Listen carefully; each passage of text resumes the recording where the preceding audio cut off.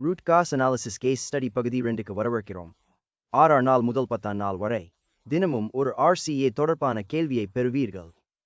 சமர்ப்பித்த மற்றும் சமர்ப்பிக்காத குழு உறுப்பினர்களின் பட்டியலை காண இந்த பட்டனை தட்டவும். ஒவ்வொரு பதிலுக்கும் குழுக்கு 50 புள்ளிகள் கிடைக்கும் என்பதை நினைவில் கொள்ளுங்கள். ஒவ்வொரு கேள்வியும் 2 நாட்களுக்கு மட்டுமே. முதல் நாளுக்கு பிறகு பதிலை சமர்ப்பிக்காத குழு உறுப்பினர்களை நீங்கள் நினைவூட்டலாம். கேள்வி காலாவதியானதும் உங்கள் நிறுவன உறுப்பினர்கள் தேர்ந்தெடுத்த விருப்பங்களின் சதவீதத்தை காட்டும் வரைபடத்தை காண்பீர்கள். 11ஆம் நாளில் ஒவ்வொரு உறுப்பினரும் ஒரு கபாவை சமர்ப்பிப்பார்கள். இது இந்த நாட்கள் சேகரிக்கப்பட்ட RCA கண்டிப்புகளின் அடிப்படையிலான சரிசெய்தல் மற்றும் தடுப்பு நடவடிக்கைகள் ஆகும். டேஷ்போர்டிங் பிரெயின்ஸ்டார்மிங் பிரிவில் உங்கள் குழுவில் யார் சமர்ப்பித்துள்ளார்கள், யார் இல்லை என்பதை பார்க்கலாம். 12ஆம் நாளில் கவனம் பங்கேற்பின் மீது இருக்கும். தங்கள் காபாவை சமர்ப்பிக்காத உறுப்பினர்களை நினைவூட்டுங்கள். ஒவ்வொரு காபா சமர்ப்பிப்பும் குழுவிற்கு 100 புள்ளிகளை பெற்று தரும்.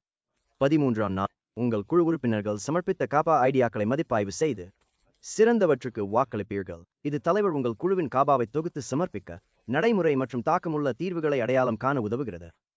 வாக்களித்தால் குழுவிற்கு 50 புள்ளிகள் கிடைக்கும். ஒவ்வொரு உறுப்பினரும் 3 காபாக்களுக்கு வாக்களிக்கலாம். 14ஆம் நாளில் உங்கள் குழு தலைவர் சிறந்த ஐடியாக்கள் மற்றும் இன்சைட்ஸ்களை ஒருங்கிணைத்து இறுதி காபாவாக சமர்ப்பிப்பார். சமர்ப்பிப்பு நிலுவையில் இருக்கும்போது வெயிட்டிங் ஃபார் லீடர் ஸ்டேட்டஸை நீங்கள் தெளிவாக பார்க்க முடியும். தேவைப்பட்டால் நட்ஜ் ஆப்ஷனை பயன்படுத்தி உங்கள் தலைவருக்கு நினைவூட்டலாம். இறுதி காபா சமர்ப்பிக்கப்பட்டவுடன் அது டேஷ்போர்டில் முழு குழுவிற்கும் தெரியும்.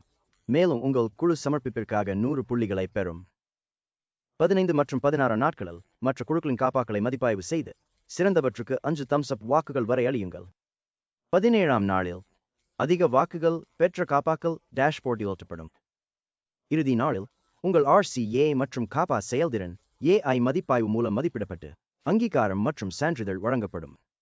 இந்த நடைமுறை சவாலுக்கு தயாராக இருங்கள்.